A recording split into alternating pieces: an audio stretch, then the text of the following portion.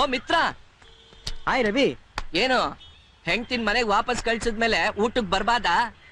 ಅಯ್ಯೋ, ಆ ನಿರ್ಭಾವ ಜೀವಿ ಜೊತೆ ಸಂಸಾರ ಮಾಡೋದಕ್ಕಿಂತ ಇದೆಷ್ಟೋ ವಾಸಿ. ಬಾ ಮಿತ್ರ, ಮನೆಗೆ ಹೋಗೋಣ. ಬಹಳ ದಿವಸದ ಮೇಲೆ ಸಿಕ್ಕಿದ್ಯಾ. ಮಠಾರದ ಬಗ್ಗೆ ಮಾತಾಡೋದು ತುಂಬಾ ಇದೆ. ನನಗೂ ಇನ್ನೇನ್ ಕೆಲ್ಸ, ನಡಿ ಹೋಗೋಣ.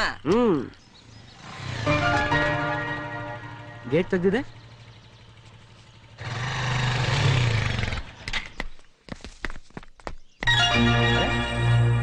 ಬಾಗ್ಲು ತೆಗ್ದೇ ಇದೆ. ಓಹೋ, ಆಚಾರ್ರು ನಾನು ಇಲ್ದೇ ಇರ್ಬೇಕಾದ್ರೆ ಮಗಳನ್ನ ಕರ್ಕೊಂಬಂದ್ ಮನೇಲಿ ಬಿಟ್ಟು ಹೋಗ್ಬಿಟ್ಟಿದ್ದಾರೆ ಅಂತ ಕಾಣುತ್ತೆ. ಇರ್ಬೇಕು.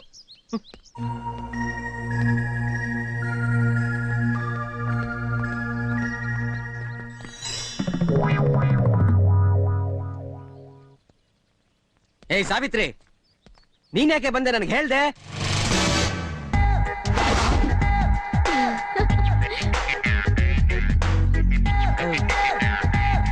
ನೀನಾ? ನೀನ್ ಯಾಕೆ ಬಂದೆ ಇಲ್ಲಿಗೆ? ಇನ್ಮೇಲೆ ನಾನಿರೋ ಜಾಗ ಇದೇ ತಾನೇ ಡಿಯರ್? Shut up. ನಿನ್ನ ಹೈರ್ ಮಾಡ್ಕೊಂಡಿದ್ ಕೆಲ್ಸ ಅವತ್ತೇ ಮುಗೀತು.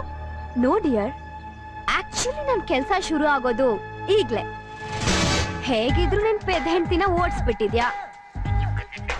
ಒಂಟಿಯಾಗಿ ಯಾಕೆ ಕಾಲ ಕಳಿತ್ಯಾ? ಜೀವನ ಪೂರ್ತಿ ನಾನಿರ್ತೀನಿ ಬಿಡಿ.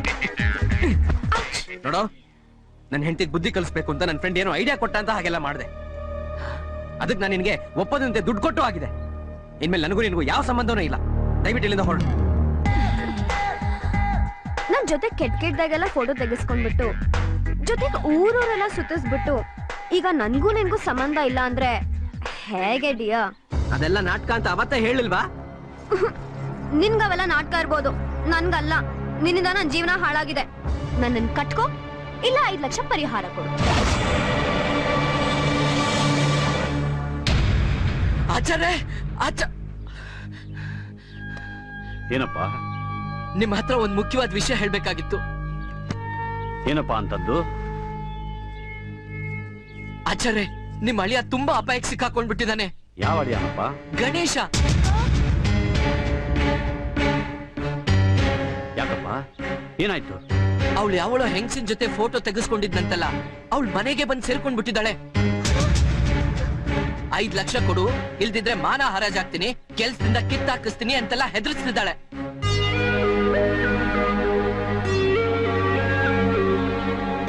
ಹೆದರಿಸ್ಲಿ ಬಿಡು. ಅವ್ರವ್ರು ಮಾಡಿದ್ದು ಅವರವರನ್ನೇ ತಿನ್ನುತ್ತೆ ಅನ್ನೋದು ಇದಕ್ಕೆ. ಆಚಾರ್ಯ, ಹಾಗೆ ಹೇಳ್ಬೇಡಿ. ಈಗ ನಿಮ್ ಮಗಳು ಆ ಮನೆಗೆ ಹೋದ್ರೆ ಮಾತ್ರ ಅವಳನ್ ಮನೆಯಿಂದ ಆಚೆ ಓಡ್ಸಕ್ ಸಾಧ್ಯ.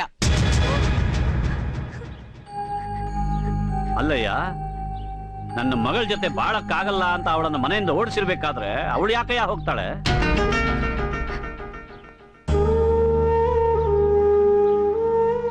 ಆಚಾರ್ಯ, ನಿಮ್ ಮನೆ ಬಾಡಿಗೆದಾರನಾಗಿದ್ಕೊಂಡು ನಿಮ್ ಮನೇಲಿ ಸಂಭವಿಸಬಹುದಾದ ಅನಾಹುತದ ಬಗ್ಗೆ ಗೊತ್ತಾದ್ಮೇಲೆ ನಿಮ್ ಗಮನಕ್ಕೆ ತರಬೇಕಾದ್ದು ನನ್ ಕರ್ತವ್ಯ. ತಂದಿದ್ದೀನಿ. ಇನ್ ಮುಂದಿಂದು ನಿಮ್ಮಿಷ್ಟ ಆಚಾರ್ಯ. ಆಯ್ತಪ್ಪ, ಅದಕ್ಕೆ ನಾನು ಕೃತಜ್ಞನಾಗಿದ್ದೇನೆ. ನೀನಿನ್ನು ಹೋಗು. ಅಪ್ಪ, ಅಪ್ಪ, ಅಪ್ಪ, ನಾನು ಹೋಗ್ತೀನಪ್ಪ. ಗಂಡ ಕಷ್ಟದಲ್ಲಿ ಸಿಕ್ಕಾಕೊಂಡಿರುವಾಗ ಅವನ ಕಾಪಾಡ್ಕೋಬೇಕಾದದ್ದು ಹೆಂಡತಿ ಕರ್ತವ್ಯ ಅಂತ ನೀವೇ ಹೇಳಿದ್ದೀರಲ್ಲಪ್ಪ. ಈಗ ಅವ್ರ ಕಷ್ಟದಲ್ಲಿದ್ದಾರೆ, ನಾ ಹೋಗ್ಲೇಬೇಕಲ್ವಾ? ಹೋಗ್ಬಿಟ್ಟು ಬಂದ್ಬಿಡ್ತೀನಪ್ಪ. ಇದೇ ಗುಣನ ನಿನ್ನ ಗಂಡ ನಿನ್ನಿಂದ ಬಯಸ್ತಿರೋದು ಮಗಳೇ. ನೀನು ನಿನ್ನ ಒಳಗಿನ ಭಾವನೆಗಳನ್ನು ವ್ಯಕ್ತಪಡಿಸೋದಿಲ್ಲ, ನೀನು ನೀನಾಗಿ ವರ್ತಿಸೋದಿಲ್ಲ ಅನ್ನೋದೇ ಅವನಿಗೆ ಬೇಜಾರು. ನೀನು ಹೀಗೆ ನಿನಗನ್ಸಿದ್ದನ್ನ ನೇರವಾಗಿ ಹೇಳಿದ್ರೆ ಅವನು ಖಂಡಿತ ನಿನ್ನನ್ನು ಇಷ್ಟಪಡ್ತಾನೆ. ಹೋಗ್ ಬಾಮ್ಮ, ಹೋಗಿ ಏನ್ ಮಾಡ್ಬೇಕಂತಿದ್ದೀಯಾ?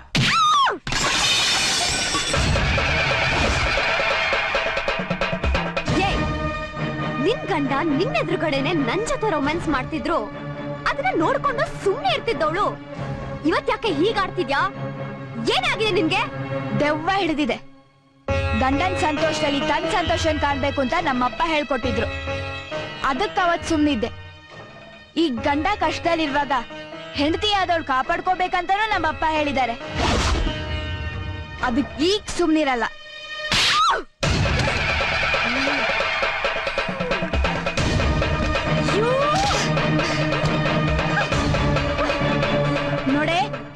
ಹೋಗೋದ್ ಗಂಡ ವೇಶ್ಯ ಮನೆ ಕರ್ಕೊಂಡು ಹೋಗು ಅಂದ ತಕ್ಷಣ ಸಂತೋಷದಿಂದ ಕರ್ಕೊಂಡೋದ. ಸುಮತಿ ಅಂತ ಸಾಧಿ ಮಣಿಗಳ ಕಥೆನೂ ಹೇಳಿದ್ದಾರೆ ನಮ್ಮಪ್ಪ. ದಶರಥನಂತ ಗಂಡ ಯುದ್ಧದಲ್ಲಿ ಮೂರ್ಛೆ ಬಿದ್ದು ಹೋದಾಗ ತಾನೇ ರಥಶಸ್ತ್ರಾಸನ ಕೈಗೆ ತಗೊಂಡು ನಿಂತು ಗಂಡನ್ ಕಾಪಾಡ್ಕೊಂಡ ಕೈಕೆ ಅಂತವ್ರ ಕಥೆನೂ ಹೇಳಿದ್ದಾರೆ ನಮ್ಮಪ್ಪ. ಅವತ್ತು ಸುಮತಿ ಅವತಾರ, ಈಗ ಕೈಕೆ ಅವತಾರ. ನೀನೀಗ ಮರ್ಯಾದೆಯಾಗಿ ಜಾಗ ಖಾಲಿ ಮಾಡ್ಲಿಲ್ಲ ಅಂದ್ರೆ ಕಾಳಿಕಾದೇವಿ ಅವತಾರ ಎತ್ಬೇಕಾಗತ್ತೆ. ಹುಷಾರ್. ಏಯ್ ನೋಡು, ಈಗ ನೀನ್ ನನ್ನ ಮನೆಯಿಂದ ಆಚೆ ಓಡಿಸ್ಬೋದು, ಆದ್ರೆ ಮುಂದೆ ಆಗೋ ಪರಿಣಾಮ ಮಾತ್ರ ಚೆನ್ನಾಗಿರಲ್ಲ, ತಿಳ್ಕೊ.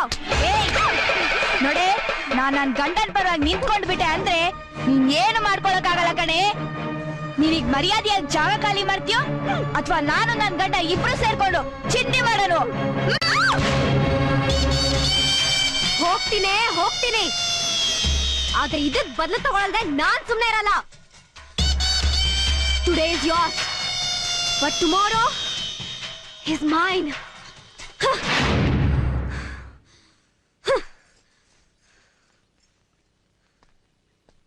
ಸಾವಿತ್ರಿ, ಅಪ್ಪ ನೀವ್ ಬಂದ್ರ?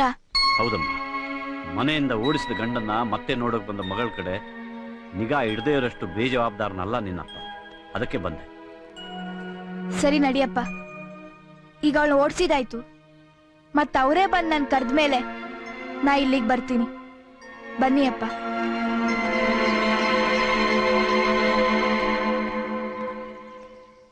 ಇದೇನು ಮಿತ್ರ, ನನ್ ಕನ್ಸ್ ಕಾಣ್ತಿಲ್ಲ ತಾನೇ? ಇಲ್ಲ ಮಿತ್ರ, ಇದು ನಮ್ ಎಲ್ಲಾ ಭಾರತೀಯ ನಾರಿಯರಲ್ಲೂ ಇರೋ ಅಂತಃಸತ್ವ.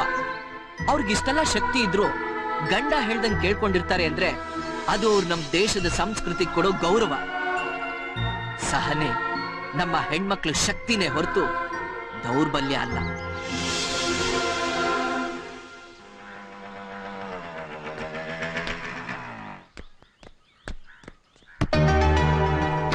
ಓ ಶಂಕರಣ್ಣ ಬಂದ?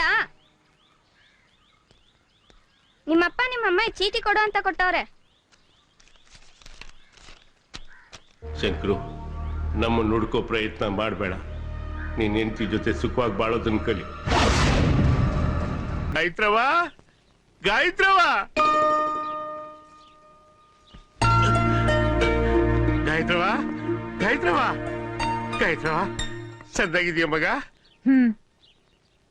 ನಿನ್ ಹೊಟ್ಟೆಲಿ ನಮ್ಮ ವಂಶದ ಕುಡಿ ಬೆಳಿತಾ ಐತೆ ಅನ್ನೋ ಸುದ್ದಿ ಕೇಳಿ ನನ್ಗೆ ಹಾಲು ಕುಡ್ದಷ್ಟು ಸಂತೋಷ ಆಯ್ತು ಕಣವ. ಹಾಲು ಕುಡ್ದಷ್ಟು ಸಂತೋಷ ಆಯ್ತು. ಆದ್ರೆ ಆ ಕೂಸು ಭೂಮಿಗೆ ಬರೋಕ್ಕಿಂತ ಮುಂಚೆನೆ ತಂದೆ ಪಿರುತಿ ಕಳ್ಕೊಂಡೈತೆ ಅನ್ನೋ ಸುದ್ದಿ ಕೇಳಿ ನನ್ ಮನ್ಸಿಗೆ ಬಹು ಸಂಕಟ ಆಗೈತೆ ಕಣವ, ಬಹು ಸಂಕಟ ಆಗೈತೆ. ಇಷ್ಟಕ್ಕೆಲ್ಲ ನನ್ ಈ ಹಾಳಾದ ರೋಗ ಕಾರಣ ಅಂತ ಬಾಳ ನೋಡ್ಕೊಂಡ್ಬಿಟ್ಟಿವ್ನಿ ಕಣವ, ಬಾಳ ನೋಡ್ಕೊಂಡ್ಬಿಟ್ಟಿವ್ನಿ. ಅದಕ್ಕೆ ನಾನೊಂದು ತೀರ್ಮಾನಕ್ಕೆ ಬಂದ್ಬಿಟ್ಟಿವ್ನಿ. ನಾವೆಷ್ಟೇ ಆಗ್ಲಿ ಬಿದ್ದೋಗ ಮರ, ಈ ಗೆದ್ರತ್ತಿದ ಮರಕ್ಕೋಸ್ಕರ ಇಲ್ಲದ ಹಠಕ್ ಬಿದ್ಬಿಟ್ಟವ್ನಿ ನನ್ ಮಗ. ಅದಕ್ಕೋಸ್ಕರ ಅವನು ಕಾಣ್ದಂಗ ನಾನು ಇವಳು ಬಂದ್ಬಿಟ್ಟಿದೀವಿ. ನಮ್ಮಂತ ವಯಸ್ಸಾದವ್ರನ್ನ ನೋಡ್ಕೊಳಕ್ಕೆ ಅಂತ ಬೆಂಗಳೂರಿಗೆ ಅವೆಂತೂ ವೃದ್ಧಾಶ್ರಮ ಅಂತ ಹೋಗ್ತಲ್ಲ, ಅದ್ರಲ್ಲಿ ಯಾವ್ದಾದ್ರು ಒಂದಕ್ಕೆ ನಮ್ಮನ್ನ ಸೇರ್ಸ್ಬಿಡವ. ನಮ್ ಕೊನೆಗಾಲ ನಾವ್ ಹೆಂಗೋ ಕಳ್ಕೊತೀವಿ. ಆದ್ರೆ ನೀವು ಬಾಳ್ ಬದುಕ್ಬೇಕಾದವರು ಒಟ್ಟಿಗೆ ಇರಿ, ನೀವು ಸಣ್ಣಾಗಿರಿ. ಮಾದಪ್ಪನವ್ರೆ, ಏನ್ ಹೇಳ್ತಾ ಇದ್ದೀರಿ ನೀವು? ಇರೋ ವಿಷಯನೇ ಹೇಳ್ತಾ ಇದ್ದೀನಿ. ನೋಡಿ, ನಮ್ಗಿರೋ ಆಸ್ತಿಲಿ 10 ಎಕರೆನ ವೃದ್ಧಾಶ್ರಮಕ್ಕೆ ಬರ್ಕೊಟ್ರೆ ಅವರೇ ಚೆನ್ನಾಗಿ ನೋಡ್ಕೊತಾರಂತೆ. ಸಾಯೋ ಕಾಲದಲ್ಲಿ ನಮ್ಗೆ ನೇತಾನೆ ಬೇಕು, 2 ಕೂಳು. ಯಾರು ಆಗ್ತಾರೆ, ಮಗನೇ ಆಗ್ಬೇಕು ಅಂತ ನಾವು ಆಸೆ ಪಟ್ಕೊಂಡು ಅದಕ್ಕೋಸ್ಕರ ಅವ್ರು ಹೆಂಡತಿ ಮಕ್ಕಳನ್ನ ದೂರ ಮಾಡ್ಕೊಂಡು ಅಪ್ಪೆ ಪರಿ ತರ ಬದುಕೋದು ಏನ್ ಚೆನ್ನಾಗಿರ್ತದೆ ಹೇಳಿ?